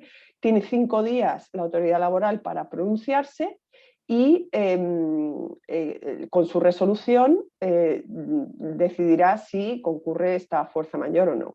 En caso de que no se pronuncie, el silencio administrativo es positivo, ¿vale? Hasta aquí es todo lo que ya se venía aplicando, pero se recoge en este artículo 47, y sí que se regula expresamente que si al finalizar ese ERTE se mantiene la fuerza mayor, hay que solicitar una nueva autorización, ¿vale? En los nuevos ERTEs que ahora se crean o que se regulan expresamente ya con, digamos, de forma permanente de impedimento o limitación, que hemos visto anteriormente, aplica el mismo procedimiento, pero tiene algunas particularidades. Una de ellas es que el informe a la inspección de trabajo que solicita la autoridad laboral no es preceptivo, con lo cual será la autoridad laboral la que decida si lo solicita o no. La empresa en su solicitud sí que debe, esto es obvio y ya se hacía en los del COVID, es decir, en tu solicitud debe la empresa justificar muy bien cuáles son esas limitaciones o impedimentos que se producen en su actividad como consecuencia de esa decisión de la autoridad pública, es decir, esa relación causa-efecto. Y la autoridad laboral autorizará el expediente si entiende justificadas esas limitaciones o impedimentos. En todos los ERTE, o sea, todos los tipos de ERTEs, los ETOP, los fuerza mayor tradicionales y estos nuevos por limitación o impedimento, hay una serie de normas comunes, pueden ser de suspensión de contratos o de reducción de jornada. Si es de reducción de jornada, como pasaba hasta ahora, la reducción debe de ser entre un 10 y un 70%. Se establece expresamente que la empresa deberá tratar de aplicar de forma preferente medidas de reducción de jornada antes que aplicarlas de suspensión de contrato de trabajo. Se establece expresamente también que la comunicación a la autoridad laboral, la empresa deberá de incluir el periodo de aplicación de la medida, las personas afectadas, el tipo de medida que se pretende imponer y el porcentaje máximo de reducción de jornada o el número de días de suspensión. Y se regula expresamente por primera vez, aunque ya se venía haciendo en la práctica durante el COVID, pues se regula expresamente la posibilidad de ir afectando y desafectando a las personas inicialmente afectadas en el ERTE, ¿vale? Se va a poder ir afectando y desafectando en función de cómo se vayan desarrollando la actividad y de cuáles vayan siendo las necesidades de la empresa, lo que pues da cierta flexibilidad a la hora de gestionar este ERTE. Habrá que informar previamente a la representación legal de los trabajadores y comunicarlo al SEPE y a la tesorería, pues a efecto de la gestión de las prestaciones, etcétera, pero se regula expresamente por primera vez. Como ya sucedía en los ERTEs COVID y ya se generaliza para todos los ERTEs, se establecen prohibiciones durante el ERTE, no se van a poder realizar horas extra, no se van a poder hacer nuevas externalizaciones de actividad ni nuevas contrataciones laborales, ¿vale? En principio, durante el ERTE no se van a poder hacer nuevas contrataciones, horas extra ni externalizaciones, salvo que se pueda justificar que esas nuevas personas a las que yo quiero contratar o esta externalización no se pueden, esas funciones que yo tengo que contratar no se pueden realizar por las personas que están en ERTE, ya sea pues, por su formación, por la capacitación o por cualquier otra causa objetiva y que yo pueda justificar y acreditar, ¿vale? Y deberé previamente, si así lo hago, si hago esas externalizaciones o esas contrataciones, pues deberé de informar previamente a la representación legal de los trabajadores. Vale, luego veremos los requisitos para aplicar bonificaciones en los ERTEs, pero se regula que cuando durante estos ERTEs la empresa lleve a cabo acciones formativas a favor de las personas afectadas, ¿vale? Pues para la mejora de sus competencias profesionales, para la empleabilidad. Incluso pone algunos ejemplos como formación enfocada a adquirir competencias digitales u otras para recualificarse, aunque no tenga que ver con la actividad de la empresa, pues en estos casos en los que la empresa hace estas acciones formativas va a tener derecho a un incremento del crédito para la financiación de acciones en el ámbito de la formación programa. Y se establecen pues, estos incrementos del crédito, pues, los indicamos aquí en la presentación. Hay una nueva figura, como adelantábamos antes también, que ahora explicaremos, no es exactamente, no se utilizaría exactamente para las mismas causas de fuerza mayor, causas económicas, ¿vale? Pero es una figura que se crea nueva y es el mecanismo red de flexibilidad y estabilización del empleo. Este mecanismo red debe de ser previamente activado por el Consejo de Ministros, es decir, es un mecanismo que está ahí un poco como en stand-by y que el Consejo de Ministros tiene la facultad de activarlo. Y una vez que el Consejo de Ministros lo active, pues las empresas van a poder, en base a ese mecanismo red, solicitar pues la aplicación de medidas de suspensión de contratos o de reducción de jornada. Puede pensarse que es parecido a los ERTEs que ya hemos comentado, pero realmente lo que se prevé son para dos modalidades diferentes. Como veréis y como indicamos en la presentación, no está, la verdad, que muy bien explicado o no es muy explícito las dos modalidades, las dos situaciones en las que van a concurrir estos mecanismos red. Hay una primera modalidad que es cíclica y una segunda sectorial. En la cíclica se dice que se va a poder activar por el Consejo de Ministros cuando se aprecie una coyuntura macroeconómica general que aconseje la adopción de instrumentos adicionales de estabilización, ¿vale? Una definición un poco amplia, genérica. Va a poder tener una duración de 1 año. Y una segunda modalidad es la sectorial, es decir, cuando hay algún sector especialmente afectado. Es cuando hay algún sector en el que se aprecien cambios permanentes que lleven aparejadas necesidades de recualificación y de procesos de transición profesional de los trabajadores. Va a tener también una duración máxima de 1 año y se va a poder ampliar por 2 prórrogas de 6 meses cada una. Es decir, está pensado para situaciones en las que, bien de forma general o bien de forma sectorial, se aprecien que hay determinadas coyunturas que aconsejan o que requieren o en los que se va a permitir que las empresas, una vez activados, lleven a cabo estos ERTEs. No tiene por qué estar enfocado a estas causas económicas, técnicas productivas, ni a casos similares a los de pandemia, etcétera, sino que se prevé de una forma mucho más amplia, pues para tener ahí un mecanismo que pueda ser activado cuando concurran estas causas que están definidas de forma tan genérica.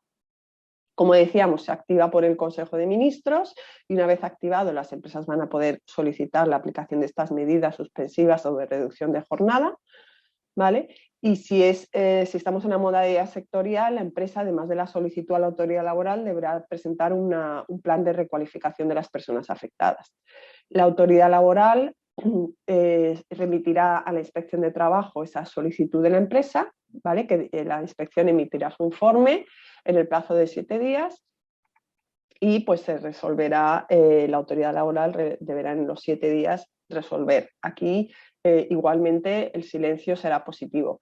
Aquí sí que hay una cosa importante y es que va a requerir un periodo de consultas en la empresa, ¿vale? Entonces, cuando termina el periodo de consultas con acuerdo, la autoridad laboral lo debe aprobar. Cuando termina sin acuerdo, la autoridad laboral pues dicta su resolución. Es muy parecido a lo que sucedía cuando hace unos años teníamos los ERTEs, los ERTEs y los ERES, en los que nosotros presentábamos la solicitud a la autoridad laboral y la autoridad laboral tenía que pronunciarse, ¿vale?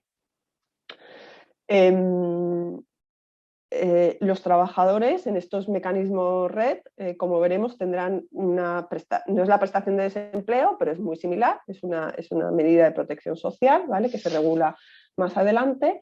Se van a poder también prorrogar, como adelantábamos antes, pues estos se van a poder también prorrogar, las empresas van a tener bonificaciones, el tema de la reducción de jornada entre un 10 y un 70 aplicará igualmente, también aplicará la posibilidad de afectar, desafectar, las prohibiciones que hemos dicho también aplicarán en estos ERTEs, prohibición de hacer horas extra, prohibición de nuevas externalizaciones o de nuevas contrataciones y el tema de las acciones formativas también aplicar, con lo cual son muy similares. En cuanto al régimen transitorio, los ERTEs que están ahora mismo vigentes y que se pueden solicitar en base al Real Decreto Ley 18/2021, pues siguen conforme a su legislación actual tienen una fecha tope de 28 de febrero de 2022. ¿Vale? En principio, si no se hace una nueva prórroga, esa será su fecha final, 28 de febrero de 2022.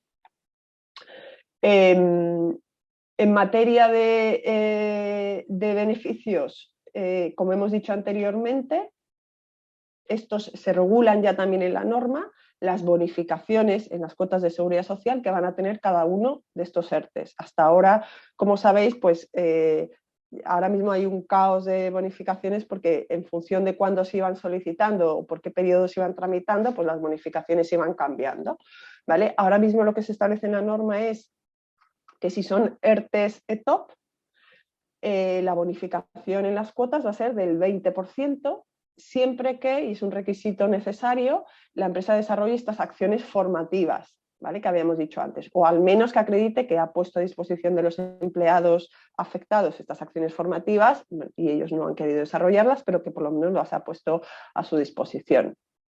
En el caso de los ERTEs fuerza mayor, tanto los clásicos como los de impedimento o limitación de actividad, la bonificación es bastante más elevada, va a ser del 90%.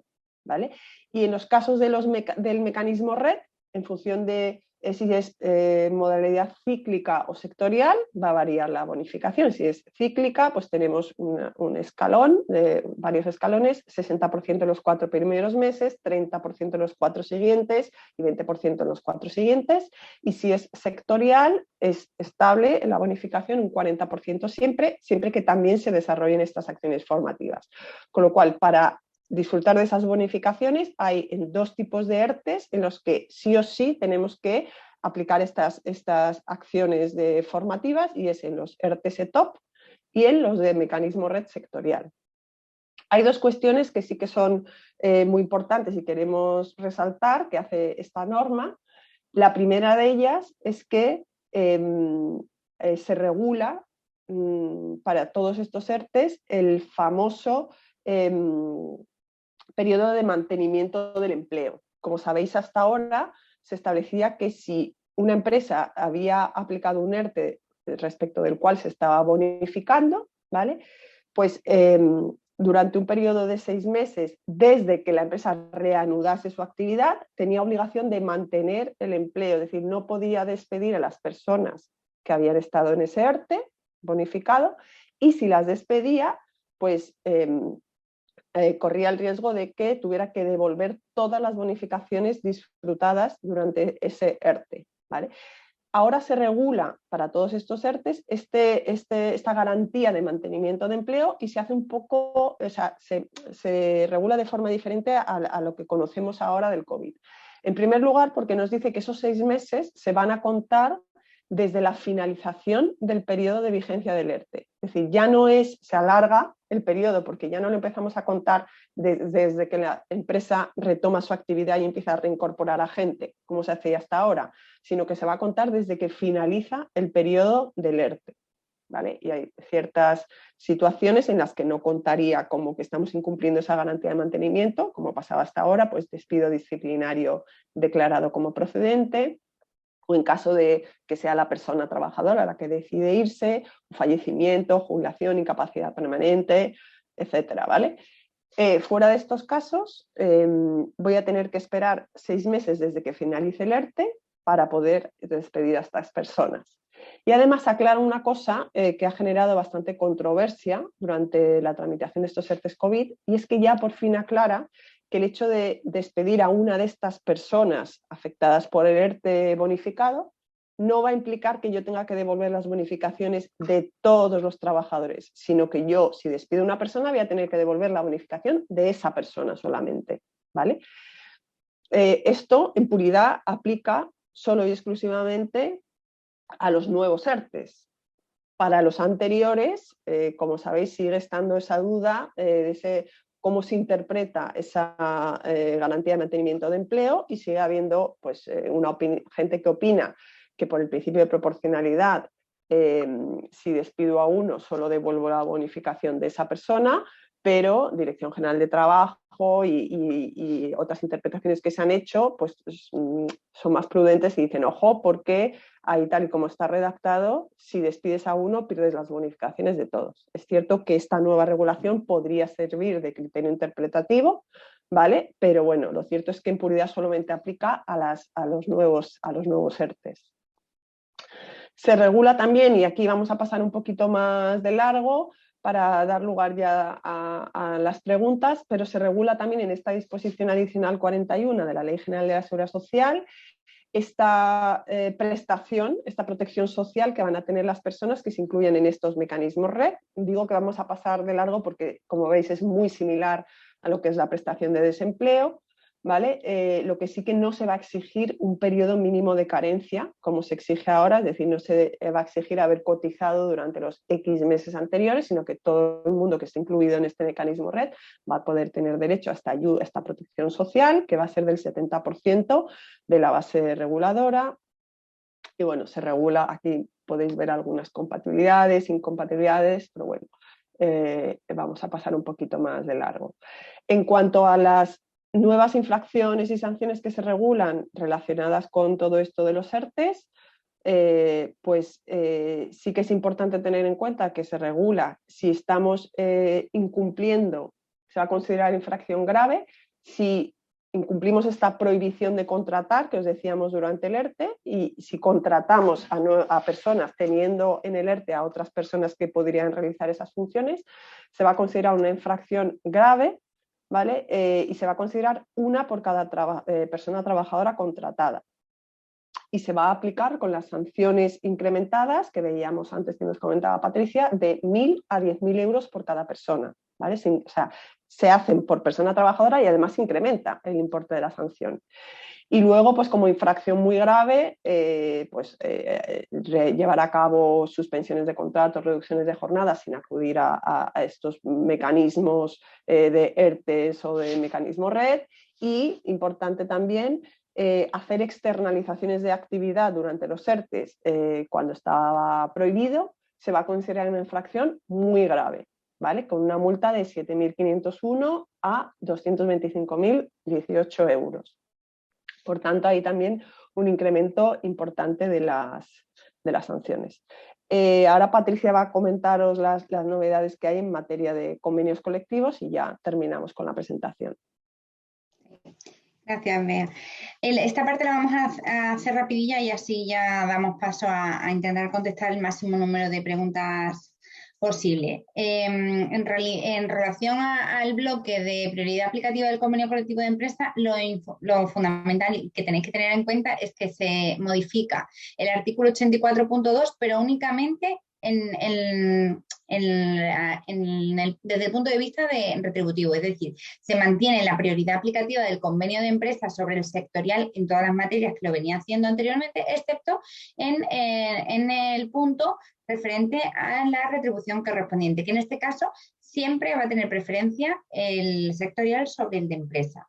Esto fue un punto que ha sido o era uno de los más debatidos al principio de las negociaciones, porque se pretendía eliminar la prioridad aplicativa del convenio de empresa sobre el sectorial en más aspectos de lo que era únicamente el ámbito retributivo, pero finalmente parece que se ha limitado a la retribución correspondiente. Se añade asimismo una disposición adicional sexta sobre cómo debe de aplicarse transitoriamente esta situación. Y al final viene a decir que los convenios que ya estuvieran negociados y publicados con anterioridad a la entrada en vigor de esta norma, pues va a regirse o esta modificación operada en el apartado 2, que es el que hacíamos referencia a la prioridad aplicativa del convenio de empresa sobre el sectorial, entrará en vigor o hace que hasta que estos convenios pierdan vigencia, o sea, se va a mantener la situación que tenía hasta que estos convenios pierdan vigencia, o como máximo en el plazo de un año desde la entrada en vigor del Real Decreto Ley que estamos comentando. Las modificaciones operadas en el artículo 84 no podrán tener como consecuencia la compensación, absorción o desaparición de cualesquiera derechos o condiciones más beneficiosas que ya vinieran aplicando. Es decir, con esto no se pretende que siga así ganando lo que ganaban hasta ahora, pero redistribuyendo un poco la estructura salarial, sino que debe de modificarse de manera de que se adapte realmente al régimen retributivo que tenga a nivel sectorial, y además se prevé que estos textos convencionales deberán adaptarse a las modificaciones que están recogidas en el nuevo artículo 84 en el plazo de 6 meses desde que las modificaciones resulten de aplicación. Y eso es un poco la situación del régimen transitorio de esta modificación del artículo 84. Y finalmente, respecto a la vigencia y regla de ultraactividad del artículo 86, ahora se prevé lo que se conoce como que la ultraactividad indefinida. Los contratos, o sea, los convenios colectivos, una vez que han sido denunciados, sin que se haya acordado un nuevo convenio colectivo, se va a mantener la vigencia del anterior. Hasta ahora, ¿qué es lo que ocurría? Una vez que un convenio era denunciado y pasado un año desde la denuncia sin que se hubiera llegado a un acuerdo para la negociación de un nuevo convenio colectivo, perdían vigencia, de manera que aplicaban el superior el sectorial que tengan superior jerárquico, o en caso de que no hubiera ningún convenio sectorial que le fuera de aplicación, aplicarían las condiciones mínimas recogidas en el Estatuto de los Trabajadores. Además, se prevé que transcurrido un año desde la denuncia del mismo, las partes deberán someterse a los procedimientos de mediación y solo se someterán a procedimiento de arbitraje si existe pacto expreso previo o coetáneo de las partes para someterlo a arbitraje. Y en defecto de pacto, si no hubiera acuerdo, se mantendrá la vigencia del convenio colectivo, como hemos dicho. Es decir, se modifica la vigencia del mismo, que se mantiene hasta que entre en vigor uno nuevo, el anterior, y se somete a los procedimientos de mediación que estuvieran regulados en los convenios interprofesionales, y si hay acuerdo entre las partes, se podrá someter a arbitraje. Y finalmente la disposición transitoria séptima, al final, que viene a recoger, viene a establecer que los convenios colectivos denunciados a la fecha de entrada en vigor ya del Real Decreto Ley 32/2021 que estamos comentando, y en tanto no se adopte un nuevo convenio, mantendrán su vigencia. Al final, la intención del legislador es que no pierda o no se queden sin convenio de aplicación hasta tanto entre en vigor uno nuevo. Finalmente, el último bloque sobre la entrada en vigor, que aunque ya en muchos puntos lo hemos ido mencionando a lo largo de la exposición, simplemente por recordar que, como hemos dicho, la publicación de este Real Decreto se hace en el BOE el 30 de diciembre del 2021 y entra en vigor al día siguiente, es decir, el 31 de diciembre. Excepto el bloque de contratación principalmente, que entra en vigor a los 3 meses de su publicación en el BOE, es decir, el 30 de marzo del 2022. Nos referimos a la modificación del artículo 11 del Estatuto, de los contratos formativos que hemos comentado, modificación del artículo 15 de los contratos temporales, del artículo 16 sobre el contrato fijo discontinuo, además del apartado 7 del artículo 3 en el que se introduce la disposición transitoria adicional 41 de cotización de los contratos de formación en alternancia, como hemos dicho anteriormente, que eso todavía no ha entrado en vigor, no está desarrollado. El apartado 9 del artículo 3 por el que se introduce la Ley General de Seguridad Social, la disposición adicional 43, que también veníamos comentando, y los apartados 2 y 3 de la disposición derogatoria única. Todo lo demás sí que entra en vigor a partir del 31 de diciembre. No obstante, es verdad que el grueso entra en vigor a los 3 meses de su publicación. Y ya con esto daríamos paso, si queréis, a la fase de preguntas. Intentar... Muchas gracias. Muchas gracias, Beatriz, Patricia, Fernando, gracias. Yo creo que Fernando es el que más tiempo ha tenido de ir mirando las preguntas, vais contestándolas y vais mirando, o la voy resumiendo yo. Fernando, si te parece, ¿has visto las preguntas? Estupendo. Sí, si queréis, vamos, como hay muchas preguntas, quizás lo que deberíamos hacer es recoger un poco las principales, y luego si hay alguna que surge que queda pendiente, pues intentamos contestarla por escrito. Vale. Hay una primera pregunta que dice que no sería más lógico utilizar el contrato de interinidad para cubrir las vacaciones que utilizar el temporal por circunstancias de la producción. Bueno, pues sí, pues posiblemente era lo más lógico, pero aquí el legislador es claro. Antes era una cuestión que no estaba regulada por ley, pero es que ahora nos dice que hay que utilizar el contrato por circunstancias de la producción imprevistas. Así que no hay duda que hay que utilizar ese. ¿Vale? Y luego otra pregunta se nos pregunta cómo se cuentan los 90 días. Por ejemplo, si contrato 6 personas por Semana Santa, ¿cuenta solo como 7 días consumidos? Exacto. O sea, aquí lo importante es que lo que quiere el legislador es que a principio de año una empresa marque los días que estima que van a tener causas, digamos, un aumento de la producción previsible. Y durante esos días no hay nada que justifique, o sea, podrá contratar las personas que necesite. Volvemos al ejemplo de la hostelería. Yo sé que en Semana Santa voy a tener un pico, voy a tener que contratar gente. Asigno los días de Semana Santa dentro de esos 90 días y podré contratar la gente que yo necesite durante la Semana Santa. El punto es que, claro, son 90 días a lo largo de todo el año. ¿La interinidad sigue siendo una excepción para concatenación de contratos? En principio sí, ¿vale? Siempre y cuando se ajusten los requisitos previstos legalmente. Otra la pregunta es, ¿se puede utilizar un contrato de duración determinada por 90 días durante el proceso de selección para un contrato fijo o sería de sustitución hasta 6 meses? A ver, en principio dice la norma que son 90 días máximo, 3 meses máximo cuando se utiliza un contrato de duración determinada para sustitución durante el proceso de selección. ¿Se puede utilizar el contrato por obra o servicio en periodo de transición, es decir, hasta el 30 del 3 del 2022? Totalmente. Lo único es que todos los contratos por obra o servicio que se celebren ahora hasta el 30 del 3, 30 de marzo del 22, van a tener una duración máxima de 6 meses. ¿Vale? Ese es el punto a tener en cuenta. ¿Los contratos temporales de 90 días pueden ser simultáneos en una persona que ya esté contratada como fijo discontinuo? A ver, no hay nada en la norma que lo prohíba, pero sí que hay que tener en cuenta qué es lo que pretende el legislador con esta reforma. Lo que quiere este legislador es, si tú tienes un fijo discontinuo adaptado a tu actividad, lo normal es que el periodo de llamamiento incluya los tiempos donde tú ya has dicho que hay una causa previsible de aumento de la actividad. Por lo tanto, no tendría sentido que en ese momento no estuviera llamado, que no estuviera en periodo, digamos, de llamamiento y de actividad. Bueno, pero la ley no lo prohíbe, pero la esencia, digamos, es, lógicamente, lo que no tiene sentido es regular, adaptar, que esta reforma lo que pretenda es que los fijos discontinuos se adapten a la actividad productiva y las necesidades y que en un momento de necesidad que yo he marcado como los de máxima necesidad entre los 90 días en el año, no esté esta persona en periodo de llamamiento. Otra pregunta importante, se nos pregunta qué ocurre si la empresa no hay representantes legales y por lo tanto no puede notificarse por escrito de su llamamiento. A ver, el llamamiento, lo que dice la norma exactamente es, oye, el periodo de llamamiento tiene que estar regulado o en convenio colectivo o en un acuerdo con los representantes de los trabajadores.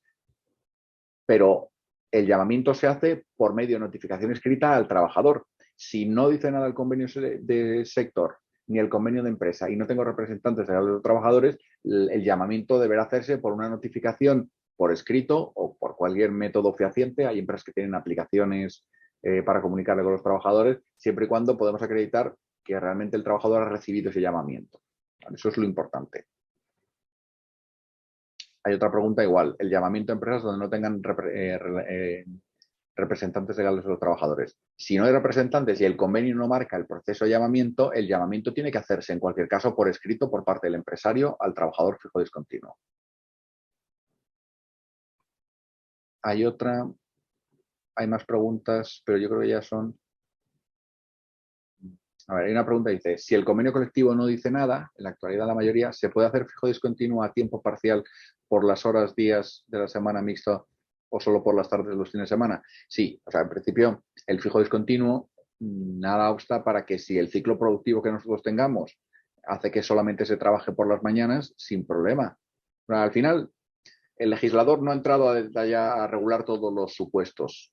Lo que sí quiere es que el ciclo productivo de una empresa sea cubierto con empleados fijos discontinuos. Si el ciclo productivo de esta empresa es solamente, imaginemos, por la mañana, imaginemos, por ejemplo, un restaurante. Por supuesto que ese fijo discontinuo, si se necesita que sea por las noches, será solo un fijo discontinuo a tiempo parcial. No hay impedimento legal. Hoy una pregunta sobre los contratos de práctica. Los contratos de práctica han sido eliminados y son sustituidos. ¿Vale? Sí, si quieres, no sé si has terminado, Fernando, ¿hago referencia? Sigue ya tú si quieres. Vale. Patricia. Vale, del bloque de contratos formativos yo había apuntado como dudas que nos decíais si los contratos en práctica, ¿qué pasa? Pues lo que ha dicho Fernando, hasta marzo de 2022 van a estar en vigor, conforme a la normativa anterior, los contratos de práctica y los contratos para formación y aprendizaje y para la formación dual. Todos esos contratos permanecen en vigor hasta el 30 de marzo. Con posterioridad se eliminan y entran en vigor los dos nuevos contratos formativos que hemos comentado hoy. Luego también os preguntabais si puede hacerse contratos para la formación en alternancia a jornada parcial y como hemos comentado hoy en la jornada sí, se puede a jornada parcial y a jornada completa. También os preguntabais si tiene un contrato en prácticas con una duración de 1 año, si puede volver a hacer un nuevo contrato de formación. Realmente existe la limitación o prohibición que habíamos dicho que si es por la misma actividad de la formación que ha hecho, hay un límite de 3 meses. Luego ya no se puede volver a suscribir otro contrato. Entonces, no, en este caso sería la respuesta no. Certificado, luego nos hacéis una pregunta sobre el certificado de profesionalidad, si se contrata a una persona con un contrato de duración de 3 meses, por ejemplo, que le permitía obtener el título de certificado profesional nivel 1, si se puede volver a contratar en formación en la misma empresa para obtener un certificado nivel 2. En principio, si son titulaciones diferentes, que no tienen absolutamente, o sea, que no tienen nada que ver, la actividad que se va a desarrollar en la empresa no es la misma, no habría ningún problema para suscribir un nuevo contrato. Las prórrogas de los contratos se hacían conforme a la normativa anterior. Esta pregunta nos la hacíais por si ya teníais un contrato formativo suscrito en prácticas, por ejemplo, con anterioridad a la anterior redacción de la norma, si se podrían hacer prórrogas hasta la fecha máxima. Y la respuesta es sí, o sea, hasta que lo prevé expresamente el Real Decreto de la Reforma Laboral, y esos contratos podrán celebrarse hasta la duración máxima que te permite.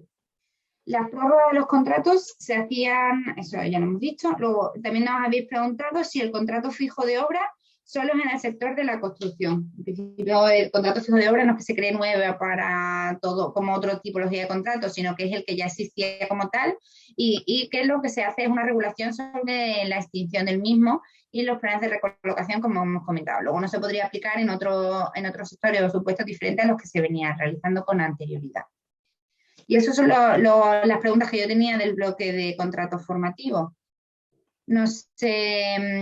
Hay alguna también de ERTES, ¿vale? Bueno, hay una que se refiere a si los contratos de relevo siguen existiendo. Los contratos de relevo no han sido afectados por la reforma, con lo cual se mantienen tal cual, ¿vale? Y hay otra relativa a la interinidad. Si el contrato de interinidad desaparece, se sustituye por el de sustitución de la persona con derecho a la reserva de puesto de trabajo.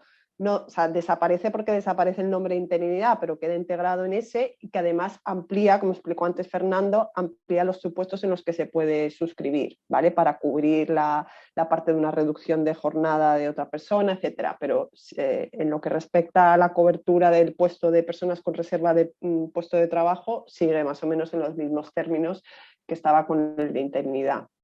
Luego hay una pregunta relativa a los ERTES. A ver, decía,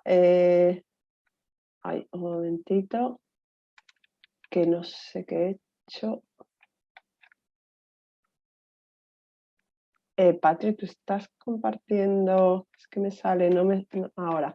No, vale, hablabais en una de, me sigue quedando duda si los antiguos ERTES que mantienen algunos trabajadores en suspensión parcial, por ejemplo, un camarero que está al 40%, trabajando al 40% y con suspensión de su contrato al 60%. Si la empresa puede dar de alta a un cocinero, ¿vale? Y no a otro camarero, incluso a jornada completa. Vale, aquí lo que establece la norma es que no puedes hacer nuevas contrataciones, lo establece ya con carácter general para todos los ERTES, pero ya se venía estableciendo también para los anteriores. Si la empresa puede acreditar que necesita un cocinero y que ninguna de las personas que están en el ERTE saben o tienen formación o tienen capacitación para hacer de camarero, si lo que tienen ERTE son, si necesita un cocinero y toda la gente que tiene ERTE son camareros y puede acreditar que ninguno de los camareros tiene la formación y la capacitación para ser cocinero, pues obviamente podría recurrir a esa contratación, pero tiene que poder acreditar que ninguna de las personas que están en ERTE tienen formación y capacitación para hacer esas funciones, ¿vale? Luego hay algunas preguntas. ¿Cuánto tiempo se puede contratar para cubrir vacaciones? Ahí se utiliza el contrato por circunstancias de la producción de necesidades imprevisibles, con lo cual la duración es de 6 meses, ampliable a 12. Con lo Sí, cual ahí... el único comentario es o sea, otro de los cambios de esta reforma laboral es antes, cuando teníamos un contrato eventual por circunstancias de la producción, como poníamos como causa aumenta la producción, poníamos 6 meses y no teníamos básicamente que justificar esa causa. Pero ahora sí, ahora específicamente la ley dice que habrá que ajustar. Entonces, el único problema que nos podemos encontrar es que realmente la gente que yo tengo que cubrir va a estar solamente de baja durante agosto. Yo hago un contrato por 6 meses y que la causa que yo ya he puesto es sustitución de vacaciones en agosto. Entonces nos van a decir que ese contrato, que realmente, que muy bien, que la causa está bien utilizada, pero no la duración. Entonces vamos a tener problemas. Hay que tener en cuenta que, de nuevo, esta reforma laboral dice que el contrato indefinido es la regla general y el contrato temporal es algo excepcional. Y hay que justificar exactamente la existencia de la causa, cómo esa causa se manifiesta en esa persona, es decir, por qué esa persona tiene que ser contratado y por qué la duración es la que hemos puesto. Luego, si utilizamos un contrato para sustituir a la gente de vacaciones solo agosto, las bajas solo se producen en agosto, en septiembre está todo el mundo en la plantilla y seguimos durante 5 meses más con ese contrato, pues hay riesgo de que la inspección o un juzgado determine que hemos utilizado incorrectamente la contratación temporal. Aunque técnicamente podríamos utilizar ese contrato durante 6 meses. Sí, yo ya aprovecho porque he si las visto... vacaciones fueran en agosto y septiembre, pues no pasa nada. El contrato podría hacerse por 2 meses, en agosto y en septiembre.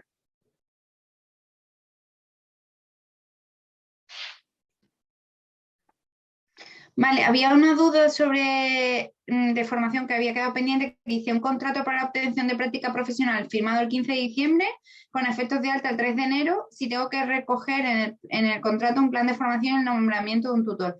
En este tipo de contrato, aunque el alta está prevista para el 3 de enero de 2022, en principio se rige conforme a la normativa anterior y no conforme a la nueva regulación. Luego no le aplica los requisitos que se exigen ahora mismo en los contratos formativos.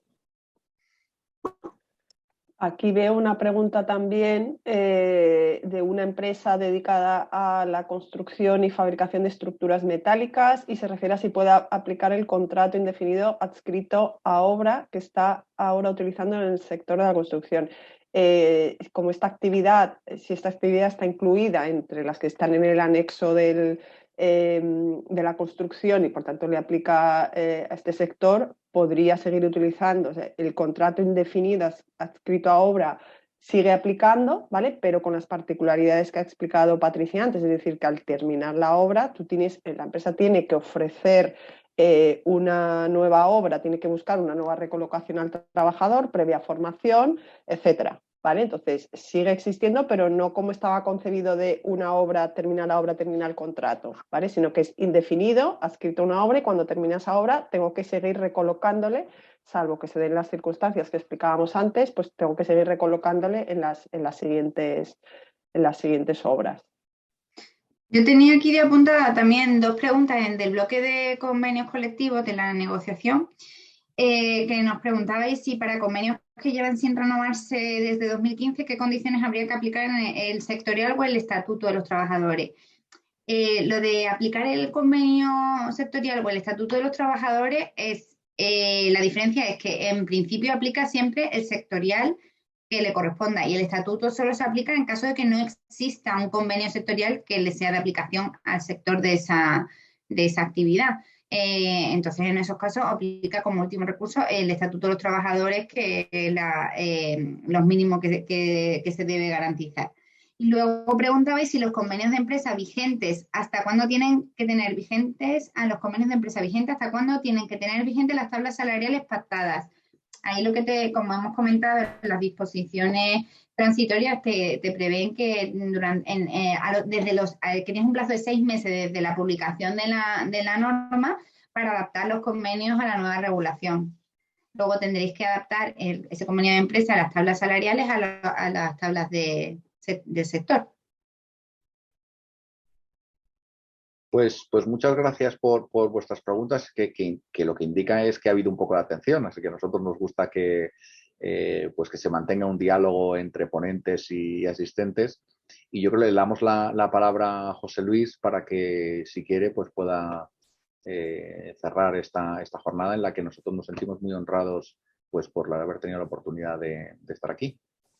Bueno, pues muy bien. Reitero el agradecimiento a Fernando, a Beatriz y a Patricia, que han demostrado que se han estudiado muy bien la reforma sin perjuicio de que el día a día y en el desarrollo de las contrataciones que tengamos que hacer surjan muchas otras dudas, ¿no?